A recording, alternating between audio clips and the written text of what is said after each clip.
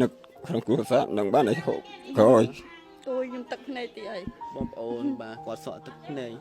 មានអារម្មណ៍ថានឹកប្រពន្ធខ្លាំងពេលនេះបារម្ភពីគាត់ណោះ បាទ ហើយបានខលទូរស័ព្ទមួយគាត់ អត់ត្រូវមានសេវានៅលើ អញ្ចឹងណោះ បាទអត់អស់កន្លែងសេវាបាន អូ ពេលបានជួបគាត់ម្ដងគាត់និយាយពាក្យថានឹកជាមួយយើងអី បាទនឹក នឹកលោកពូ ទាំងកូនទាំងអីនឹក អត់និយាយទៅអារម្មណ៍មួយបំរើជាតិដើម្បីការពារប្រទេសជាតិការពារប្រជាពលរដ្ឋអារម្មណ៍មួយនឹកប្រពន្ធកូនដោយសារអត់ដឹងថាអ្នកណាមើលថែបានអីហូបអីទេអារម្មណ៍គិតអញ្ចឹងឯងលោកពូ បាទ ចំមោះរបស់គាត់ណាបាទដាច់ចង់ចំមោះនឹងតែម្ដងបងប្អូនឃើញរុនដល់ក្នុងហើយដល់ពេលសួរនាំគាត់ទៅគាត់ថាគាត់ពិបាកបាទម្ដងពេលខ្លះធ្វើទុកទៅបាទធ្វើឲ្យថប់នឹងហើផងហើយនឹងឈឺជ្រាបដល់ក្បាលរបស់គាត់បងប្អូនគឺធ្វើទុកមែនតើ ជួបហើយវីរៈកងទ័ពខាងភ្នំខ្មោចគាត់កំសត់មែនតែនពុកម៉ែបងប្អូនចារបួសនេះតាំងពីមានសង្គ្រាម2008គាត់អត់ព្រមឈប់ទេគាត់នៅតែការពារប្រទេសជាតិលោកពូហេតុអ្វីពេលដែលមានរបួសលើកមុនហើយលោកពូ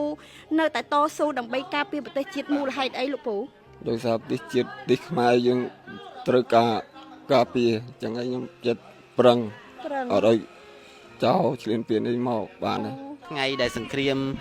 មួយរយៈនេះតើបងខានជួបជាមួយនឹងភរិយាប្រហែលថ្ងៃហើយ ចិត្ត5ខែហើយ 75ខែហើយ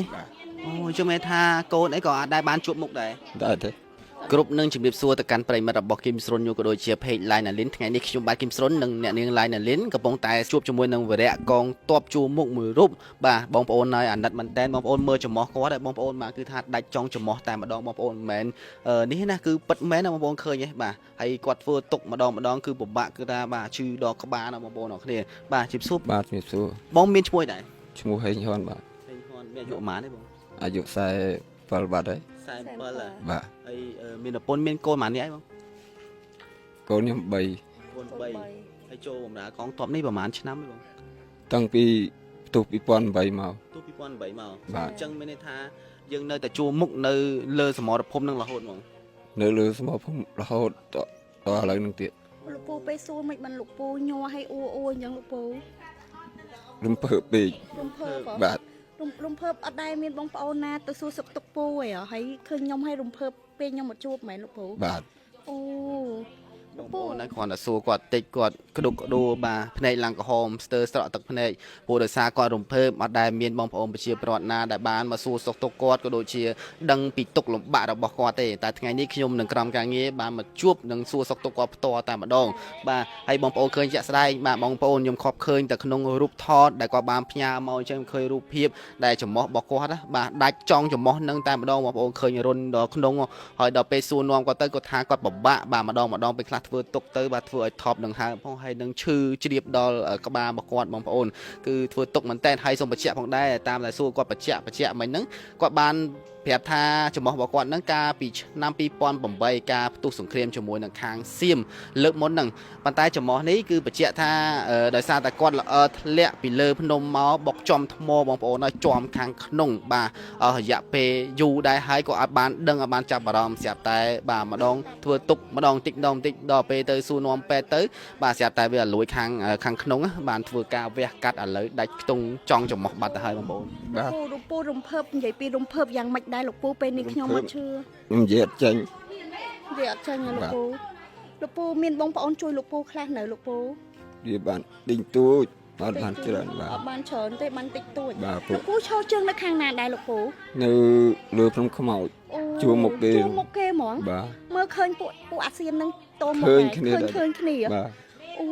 ហើយប្រហែលថ្ងៃដែលសង្គ្រាមមួយរយៈនេះតើ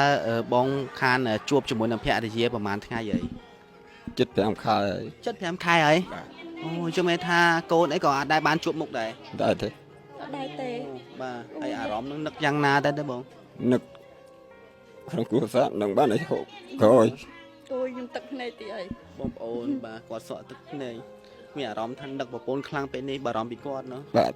ហើយបានខលទូរស័ព្ទមួយគាត់អាសាខលមួយគាត់ដែរទេ ជួយ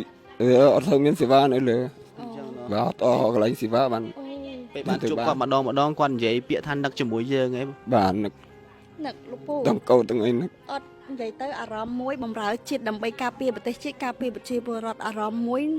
នឹកប្រពន្ធកូនដោយសារអត់ដឹងថាអ្នកណាមើលថែបានអីហូបអីទេអារម្មណ៍គិតអញ្ចឹងឯងលោកពូ បាទ ចុះប្រពន្ធកូននៅជាមួយអ្នកណាដែរលោកពូ នៅជាមួយម៉ែ អ ម៉ែគាត់ចាស់អស់ហើយ គាត់ចាស់ចាស់ ហើយប្រកបមុខរបរគេដែរបង គាត់ធ្វើស្រ័យធ្វើអីដែរ ធ្វើស្រែធ្វើអី បាទគាត់ ពុកម៉ែបងប្អូនពី គាត់ ដែរ គាត់ខ្ញុំអត់មានផ្ទះមានអីទេគាត់នៅមួយគាត់សិន អូគាត់ថ្ងៃអត់មានផ្ទះនៅទេ បាទ ម៉ូតូគាត់មានជិះដែរ អត់ ហើយចឹងតាំងពីមានតាំងពីមុនមកធ្វើការខាងវរៈកងតបមកអត់ដែរមានម៉ូតូជិះទេ បាទ មកធ្វើការហ្នឹងគឺយើងចោះមកទិញមកហូបឬស្បៀងអីធ្វើមិនទៅ ចេញម៉ូតូគេ ម៉ូតូគេ បាទ អូតាំងពីអាយុដល់ចិត្តដល់50ហើយអត់ដែរមានម៉ូតូជិះអីហ្មង បាទ អូពុកម៉ែបងប្អូនចាជួបហើយចាជួបហើយវរៈកងតបនៅខាងជួរភ្នំខ្មោចនាងខ្ញុំអត់ដែរបានសូវសភាអ្នកខាងភ្នំខ្មោចទេពុកម៉ែបងប្អូនដោយសារនាងខ្ញុំគឺយើងមើលតាមកលៈទេសៈថាយើងអត់មានពេលមកខាងណាយើងមកសភាខាងហ្នឹងតែឥឡូវជួបហើយវរៈកងតបខាងភ្នំខ្មោចគាត់កំសត់មែនតែនពុកម៉ែបងប្អូនចារបួសនេះតាំងពីមានសង្គ្រាម2008គាត់អត់ព្រមឈប់ទេគាត់នៅតែការពារប្រទេសជាតិលោកពូហេតុអ្វីពេលដែលមានរបួសលើកមុនហើយលោកពូនៅតែតស៊ូដើម្បីការពារប្រទេសជាតិមូលហេតុអីលោកពូ ដោយសារប្រទេសជាតិទីខ្មែរយើងត្រូវការពារអញ្ចឹងហើយខ្ញុំចិត្តប្រឹង ប្រឹង អត់ឲ្យចោលឆ្លៀនពៀនអីមកបានទេគេតែប្រឹងតស៊ូទៅបាទ តស៊ូរហូត តស៊ូរហូត ដល់អង្គអាចក្លាហានពីបងវរៈកងតបបងប្អូនឃើញហើយបាទគាត់ស្រក់ទឹកភ្នែកពិតប្រកបមែនណាមិនមែនសំដែងណាបងប្អូនទាំងគ្នាហើយចំោះគាត់នេះគឺមានបញ្ហាតាំងពីឆ្នាំ2008ហើយទោះបីជាភ្លាមហ្នឹងណាគាត់កំពុងតែរបួសនៅចុងចំោះដែលកាលពីឆ្នាំ2008ហ្នឹងគាត់បានល្អជើងធ្លាក់មកបុកចំថ្មពេលហ្នឹងគាត់ឈឺដែរប៉ុន្តែគាត់ទ្រាំគាត់អត់ឈប់សម្រាកទេបងប្អូនខ្ញុំសរសើរទឹកចិត្តគាត់មែនតើមកសួរគាត់ពីប្រវត្តិដឹងច្បាស់បានយើងមានអារម្មណ៍ថាកាន់តែក្តៅខ្លួននឹងអាណិតដល់គាត់ខ្លាំងមែនតើអញ្ចឹងបងប្អូនទាំងអស់គ្នាបាទគួរតែកុំអូររំលងនៅវីដេអូនេះជួយ share ចែកម្លែកម្នាក់មួយគាត់ខានជួបប្រពន្ធគាត់មួយរយៈចុងក្រោយនៅការដែលថ្ងៃសង្គ្រាមប្រហែលថ្ងៃមុននេះបាទគឺគាត់ខានជួបប្រពន្ធនឹងគឺរយៈពេល5ខែហើយគាត់នៅតែសមរភូមិជួបមុខបងប្អូនហើយបាទមិនដឹងថាគាត់លំបាកនឹងមានអារម្មណ៍ថានឹកប្រពន្ធយ៉ាងណាទេហើយខ្ញុំមកជួបគាត់នេះគឺចង់ជួយដល់គាត់ដែលជាជួបមុខពិតប្រាកដហើយចង់ឲ្យបងប្អូនសប្បុរសជនទាំងអស់គ្នាបានឃើញនិងបានលឺដំណឹងនេះព្រោះបើសិនជាខ្ញុំមកបានចោះមកជួបគាត់ទេខ្ញុំជឿជាក់ថាពុកម៉ែបងប្អូនប្រកាសជាអត់ដឹងទេថាគាត់នៅខាងណានៅកន្លែងណាឬមួយក៏អត់បានដឹងដំណឹងថាគាត់ពិតជាមានការខ្វះខាតនិងលំបាកដល់ថ្នាក់ហ្នឹងទេតែមកជួបគាត់ហើយបងប្អូននឹងបានដឹងនឹងបានស្គាល់ពីប្រវត្តិគាត់ច្បាស់ហើយនឹងបានស្គាល់លេខទូរស័ព្ទគាត់ផ្ទាល់ខ្ញុំដាក់នៅលើវីដេអូនេះបាទបងប្អូនទាំងគ្នា ចាពុកម៉ែបងប្អូនលោកពូជីវិតគាត់កំសត់មែនតែនចាប្រពន្ធកូនគាត់គឺអត់មានផ្ទះសវែនទេនៅជាមួយម្ដាយហើយលោកពូគឺគាត់ពិបាកដែលនាងខ្ញុំដឹងមកគឺអត់ទាន់មានអ្នកជួយទេពេលដែលយើងស៊ើបសួរវរៈកងតបផ្សេងដែលនៅជាមួយគាត់ណាក៏អត់ទាន់មានអ្នកជួយទេដោយសារដូចខ្ញុំនិយាយអញ្ចឹងលោកពូគាត់គឺគាត់ពិបាកគាត់មិនហ៊ានស្នើសុំទៅអ្នកណាតែខ្ញុំឃើញគាត់ពិបាកហើយគាត់ធ្លាប់ប្រាប់ខ្ញុំថាអត់ទាន់មានអ្នកជួយខ្ញុំក៏ថាំងបើសិនជាខ្ញុំទៅខាងភ្នំខ្មោចខ្ញុំនឹងជួបលោកពូដើម្បីផ្សព្វផ្សាយគីឡូម្ចាស់ប្រែនជួយជាម៉ូតូសមរម្យឲ្យគាត់ជិះលោកពូមានស្នើសុំទៅពុកម៉ែបងប្អូនឬម្ចាស់ប្រែននានាដើម្បីជួយលោកពូធ្វើម៉ូតូសមរម្យលោកពូទទួលយកណាលោកពូណា បាទសូមម្ចាស់ប្រែនល្បីសូមបានម៉ូតូចាស់មួយក៏បាន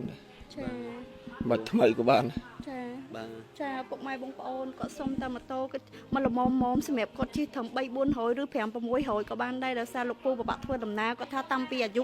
ចិត្តដល់50ហើយអត់ទាន់មានម៉ូតូជិះទេគាត់ដែរស្គាល់ថាជិះម៉ូតូស្អាតបាត់ម៉ូតូស៊េរីថ្មីគាត់ដែរបានជិះដែរស្គាល់រសជាតិទេដោយសារគាត់មកធ្វើការនេះដោយសារគេឡើងទៅឡើងមកនឹងម៉ូតូខ្ចីគេអញ្ចឹងណាហើយនាងខ្ញុំនឹងដាក់លេខលោកពូនៅលើ page របស់នាងខ្ញុំនឹង